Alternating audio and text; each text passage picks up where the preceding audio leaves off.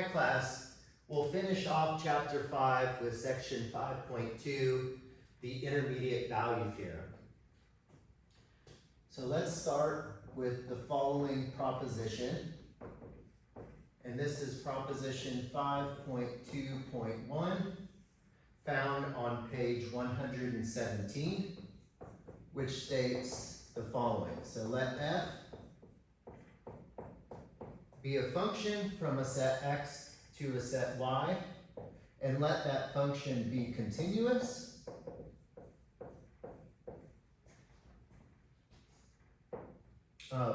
If x is connected,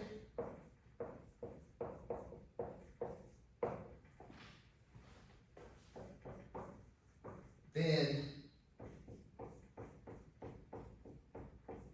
the image is connected. Now, notice that the book states if f is a continuous surjection. We don't need it to be a surjection. If it's a surjection, then the image is all of y. But we can state the following. If x is connected, then the image is connected. And note, this is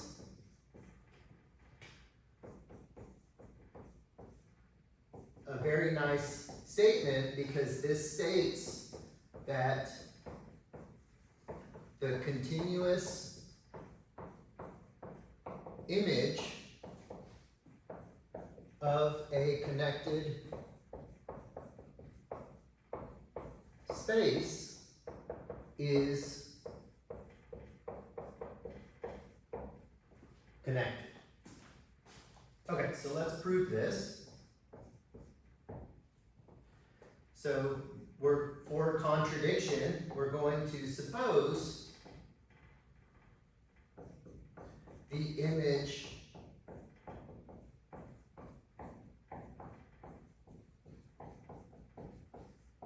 is not connected.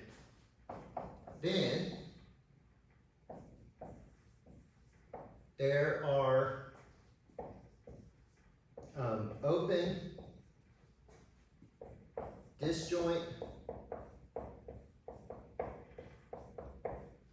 sets, we'll call it C and D, that form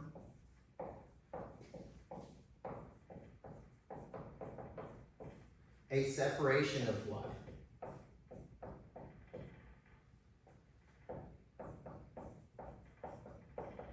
That is y equals C union D. Now, again, another note, the book does this contradiction argument using the definition that y and the empty set are the only clopin sets. So they take a different set and they say, suppose this set that's not y or not the empty set is clopin, and then they arise at the contradiction. I'm going to use the idea of this separation. Remember that we proved that these were the same here to do my argument. Here. Now notice, if we look at the preimage of this separation,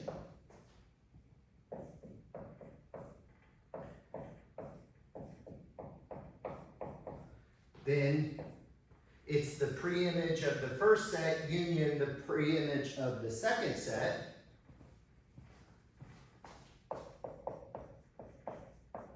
Each is open in X. Remember that F is continuous. So since these are open in Y, the union is open in Y. So therefore, these are open in X and the union is open in X. Here, because F is continuous. Let's see. So that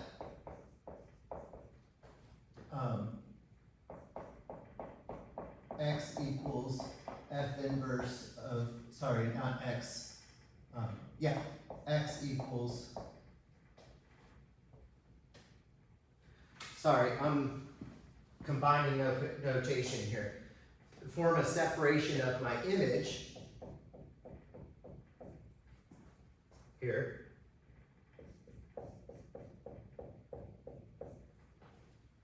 Sorry, I had the statement that the book used, and then I decided to change to just the image. So we have a separation of the image because we're assuming that the image is not connected. So therefore the image can be written as this. And so therefore X is this union, and this forms a separation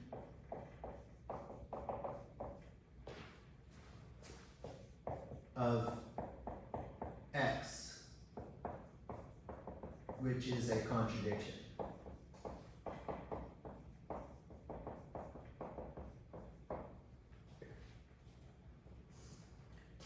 Okay, good.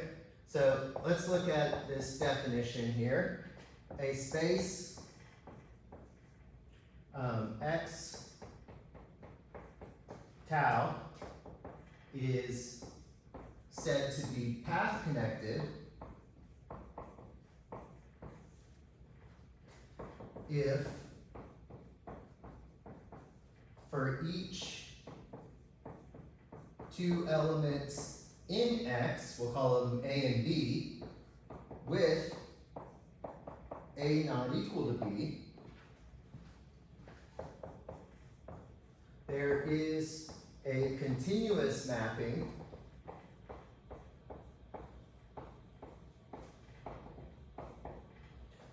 F from the closed interval 0 to 1 to X with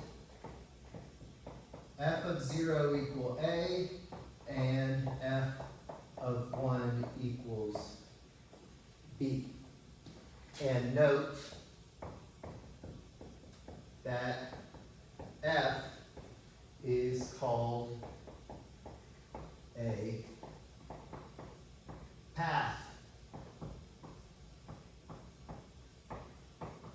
from A to B. Here.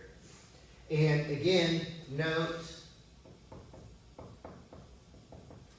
this is an equivalence relation.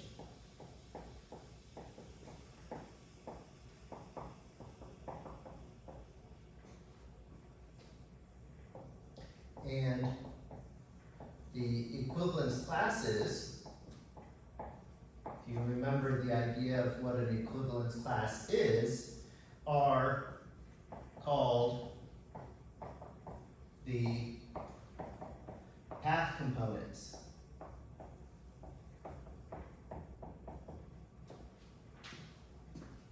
Here. Okay, let's look at an example.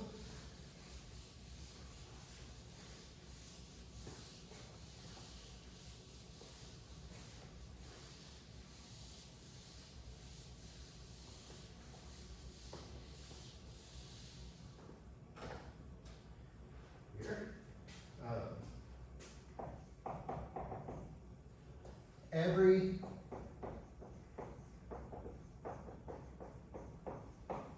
interval is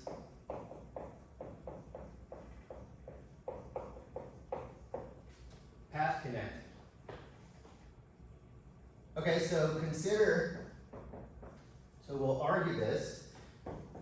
Consider the function from 0 to 1 to the interval A to B here. We'll just take this generic interval here, A to B, and let's define this by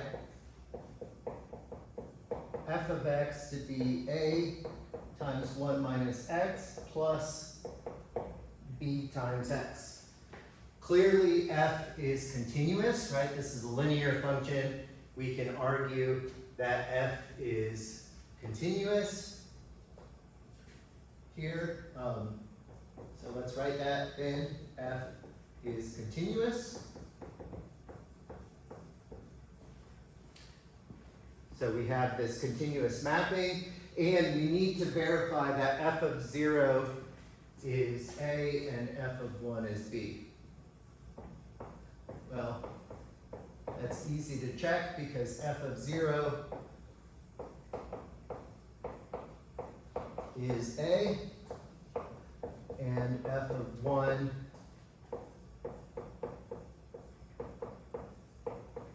is clearly B, right? Because this would go away, this is just 1, so just A times 1. This goes away, and again, this is just B. Okay, good. Let's look at another example.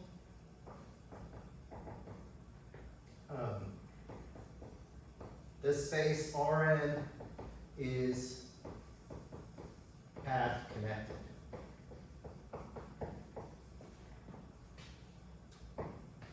Here. Okay, so let's consider the function from 0 to 1. Let's just look at R2. Rn, let's just let n be 2, so let's just look at R2.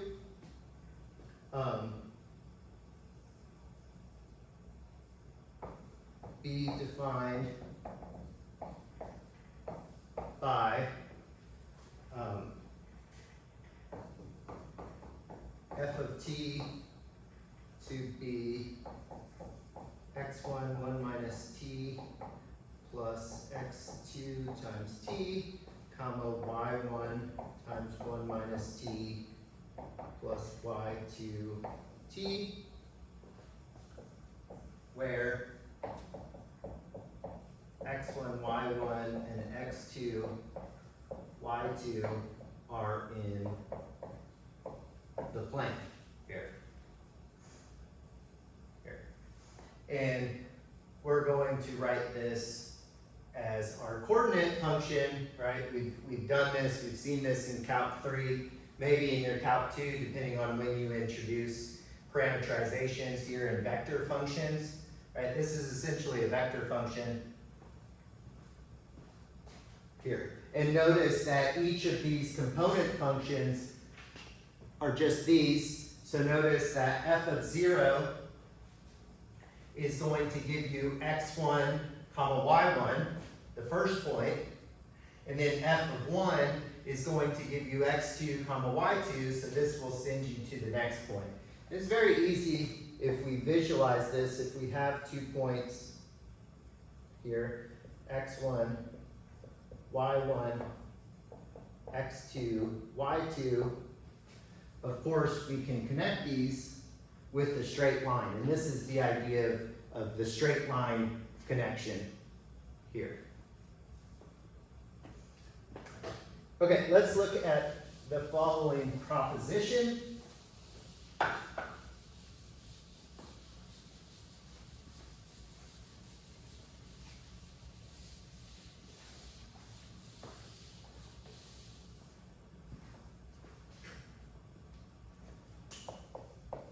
And this is proposition 5.2.6, found on page 118, which states every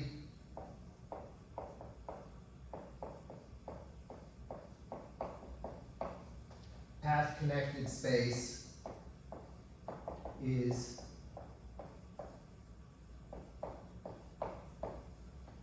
connected. Okay. And you can look at the book for this argument here. Okay, now let's finish off this section by remembering what the intermediate value theorem states in a traditional Calc 1 course. So it states the following. So let f be a function from the closed interval a to b to r, and let that be a continuous function. And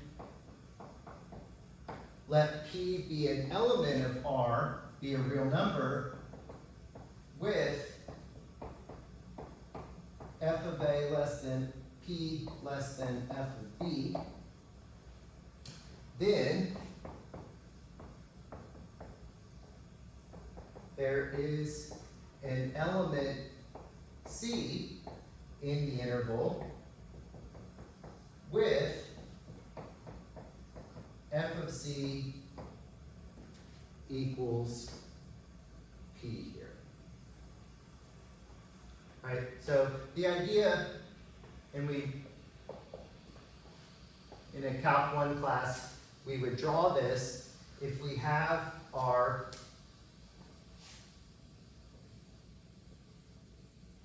A to B,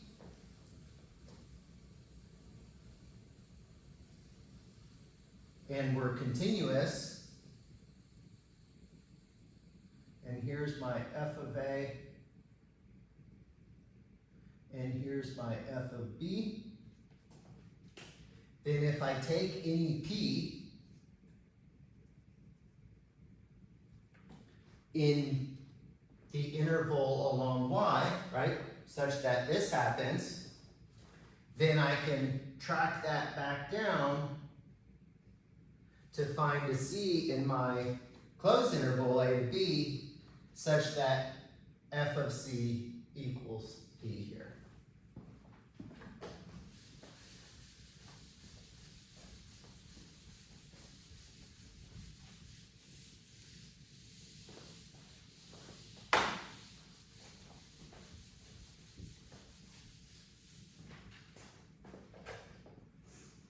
Okay, so let's prove this.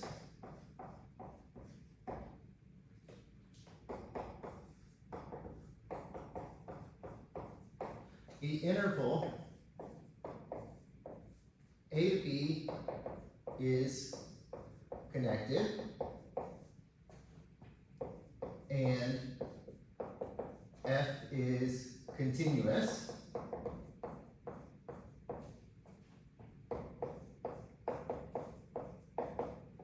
So that F, the image, F of AB, must be connected. Okay, we've argued this. Hence,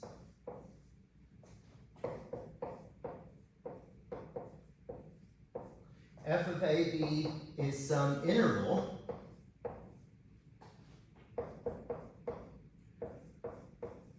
for some real numbers. Now, since f of A is less than P is less than f of B, and f of A and f of B are in this interval,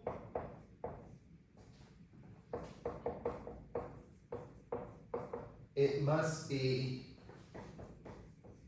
that P is in this interval.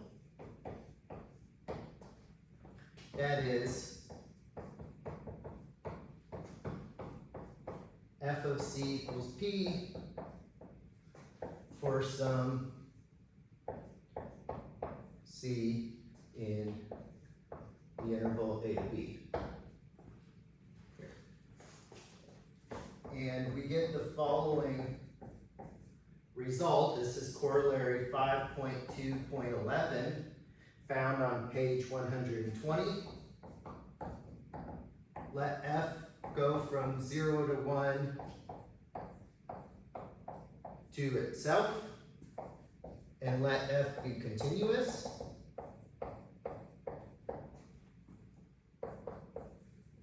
Then there is an element Z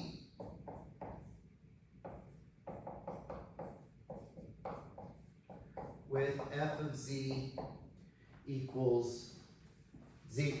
And this is the idea of what we call a fixed point. So Z is a fixed point here. So if we have this setup, where f is continuous, then it must fix at least one of the points here. Okay, let's look at this proof, and then that will finish off chapter 5 for us. So proof, assume f of 0 is greater than 0 and f of 1 is less than 1. Now we can do this because if f of 0 was 0, then we're done. And similarly, if f of 1 was 1, then we're done. So let's assume that's not the case. So f of 0 is positive and f of 1 is less than 1 here.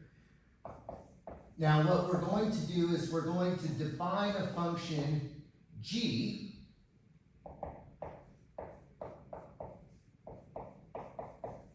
from the interval to r, and we're going to define this by x minus f of x. Then g is continuous,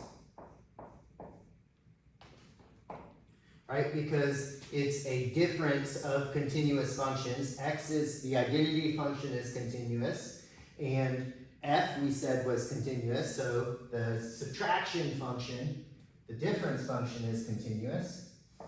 Now, notice that g of 0 is negative f of 0.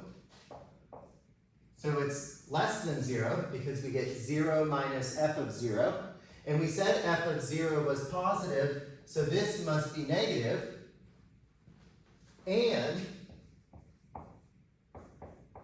g of 1 is 1 minus f of 1, which is positive because f of 1 is less than 1 here. So 1 minus something smaller is going to remain positive. Hence,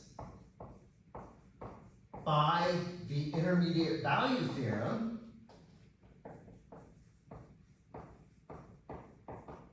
there must exist an element z in 0 to 1 with g of z equal to 0, right? Because we're connected here, right? The intermediate value theorem says that, notice, g of 0 is less than 0, g of 1 is greater than 0, 0 is a number between the negatives and positives, right? So we have to pass through it. So that's what this is saying. But what was g?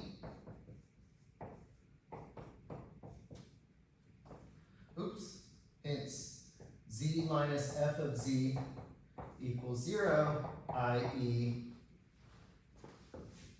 f of z equals z. So we get that fixed point.